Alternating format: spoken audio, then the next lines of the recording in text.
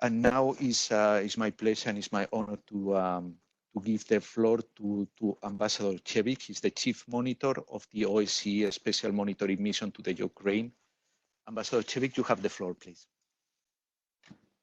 Thank you, Mr. President, Mr. Chair, ladies and gentlemen.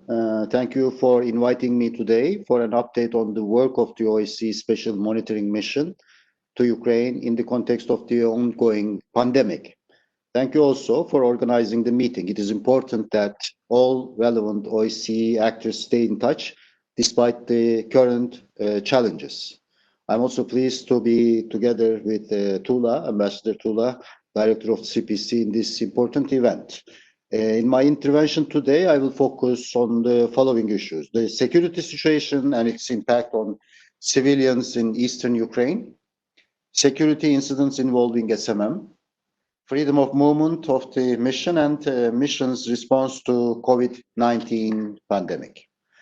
According to the mission's observations, the security situation along the line of contact has deteriorated for the third consecutive week recently.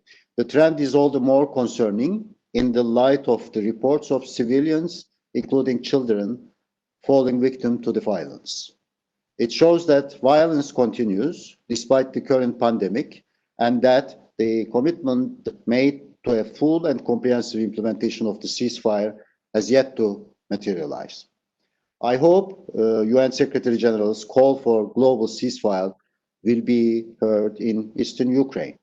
Maximum restraint is urgently needed to stabilize the security situation and to protect civilians affected by the conflict. Since the beginning of May only, the mission has received reports of 25 civilian casualties, 3 killed and 22 injured. This is the most serious increase in the reported civilian casualties in at least 2 years.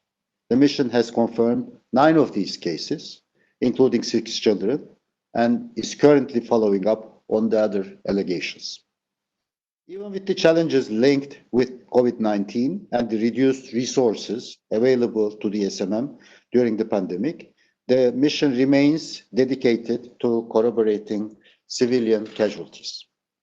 The mission also continues to record damages to civilian properties.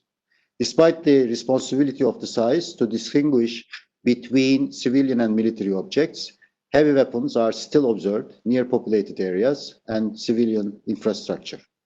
This not only draws fire, but also poses a significant threat to the safety of civilians. The continued fighting around essential civilian infrastructure is all the more concerning in the light of the COVID-19 outbreak, during which uninterrupted water supply is vital to protecting the health of civilians.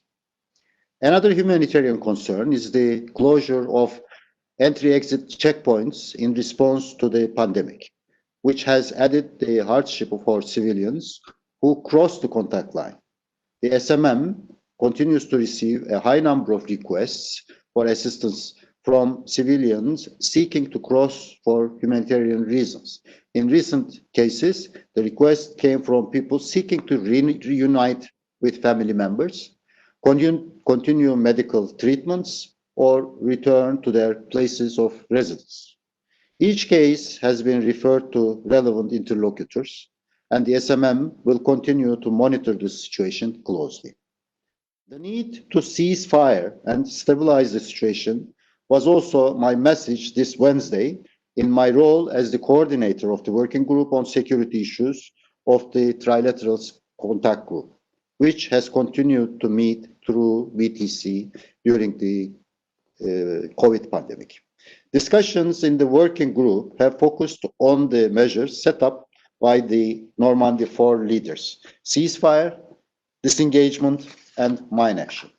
To achieve progress in the implementation of such measures, discussions need to become more constructive. Mr. Chair, in addition to rising ceasefire violations and the impact on civilians, recent weeks have seen frequent incidents affecting the safety and security of mission personnel. Such incidents are unacceptable. safe and unrestricted movement across the country is essential for the sustainment of operations and the fulfillment of all tasks on the ground. Other impediments relate to freedom of movement. A long-standing concern that remains unaddressed is the mission's access to the southern part of Donetsk region, outside government control, where the SMM restrictions are chronic. I wish to underline that any impediment to the SMM's freedom of movement is a violation of SMM mandate agreed by the Permanent Council, as well as of the commitments undertaken in the Minsk agreements. Such violations include repeated denials by the armed formations at checkpoints along the official crossing routes referring to COVID-19. We continue to issue spot reports on these issues. Disrupting SMM access across the contact line is unacceptable and has a direct negative effect on our operations. Even under the stringent precautionary measures taken to control the spread of COVID-19, the SMM must be allowed to implement its mandate.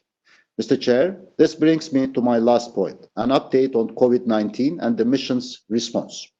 The SMM follows the strictest measures to protect our mission members and to reduce the risk for the local population while implementing the mandate.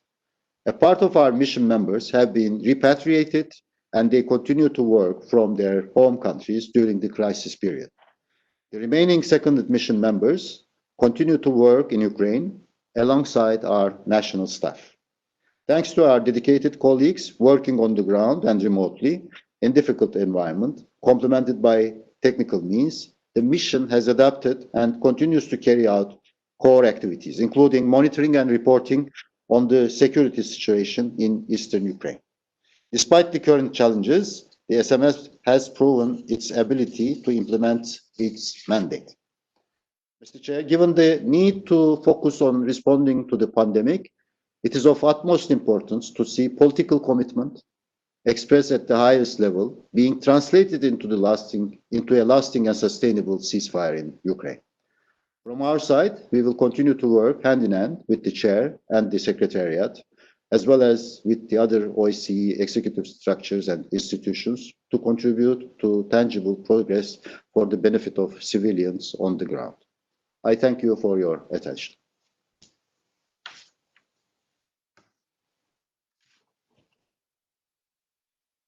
Thank you very much, Ambassador, for joining us today and also for your very interesting presentation. And as you know, the OSCE Parliamentary Assembly supports very much all your work and the work of the special monitoring missions.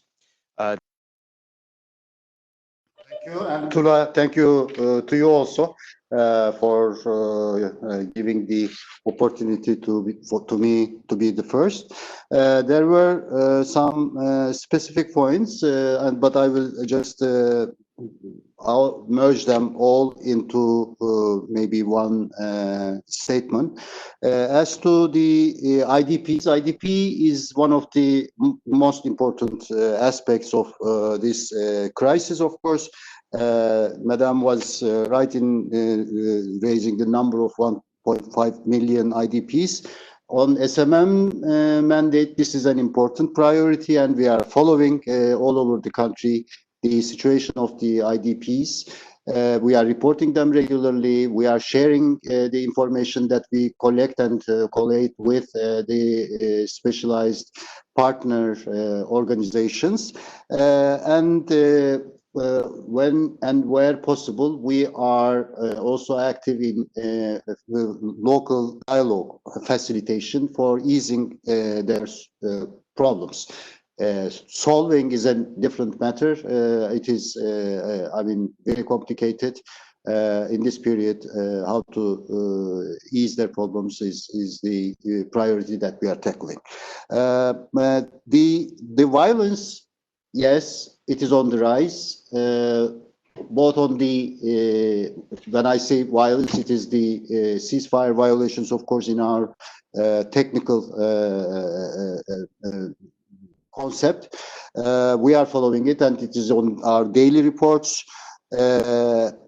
we are tackling it through the TCG format and also in the subgroup, working group on security issues, which I chair. What I can say, the desire, and this has been an ongoing theme in the VTCs that we are having during this COVID period.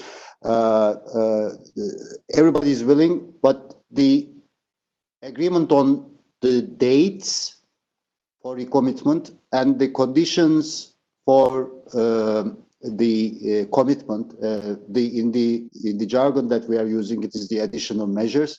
These are difficult to achieve. We are working in two fronts, one in the working group on security issues, the other is the TCG plenary, where Ambassador Heidi Grau is working on. Or if I may join the two questions about, what can be done by the OSCE Parliamentary Assembly and the satisfaction from the governments, I would put it as the international community. How can it help? From my perspective here, I may say that, as the chief monitor of the SMM, this is a strategic issue, or an issue in the strategic sense, the Ukrainian in and around the crisis in and around Ukraine. It is a fault line in a way in the Eurasian geography, so it deserves closer attention by all for the solution of the problem. Parliamentarians have a lot of leeway, flexibility that they can use. This is an excellent forum, and I was able to observe and participate in a way to the deliberations today. There is much value. The same goes for the governments. This should be high on the international strategic agenda, and this is the only way I think we can help the parties to find a mutually acceptable solution, if I may put it that way. As coming to Mr. The President's question, it is interesting. We moved from a normal to a COVID isolation period. It's going on, and it may continue for some more time. Everybody is speaking about now the second wave and so forth. My fear is we will not be able to return back to normal, but it will be a new normal. And in this new normal, inevitably, we may expect some of the measures that are valid remain as residues, or remnants of today's measures may be part of the new normal. How to mitigate the effects of these remnants is going to be important. On the positive note, I may say that the VTCs, or this teleconferencing, has proved to be really effective. And I think in the new normal, we will be able to move this new tool more to the positive side for increased interaction between the parliamentarians, between the capitals, between intelligentsia, between academia. I hope that this would be one of the positive aspects of these difficult times that we are passing through. Thank you. Thank you very much, Ambassador, and once again, thank you very much for sharing your time with